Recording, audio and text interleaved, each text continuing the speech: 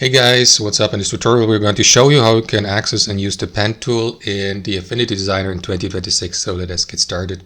So guys, head over to the Affinity Designer on your device and navigate to your canvas. I'm going to use this blank canvas here.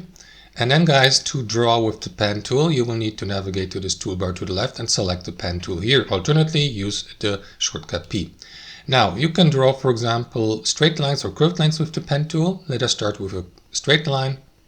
So set the start point by left clicking and set the end point by left clicking again.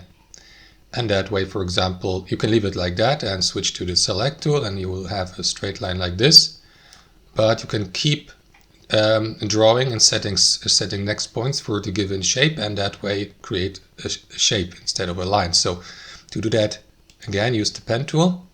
And as you can see, Affinity will allow you to continue where you left off at the recent points. So set the next point, left mouse with the left mouse, and so on and so forth, and conclude your shape by closing it here on the start/end point. That's it. So that's your shape here. If I select the select tool, I will be given the opportunity to resize the shape, move it, change its color, and so on and so forth. How can we draw curved lines with the pen tool? It works almost the same way. So navigate to the pen tool here, set the start point with your left mouse, set the next point with your left mouse, but instead of releasing left mouse, hold your left mouse, and while doing that, adjust the curving intensity like this.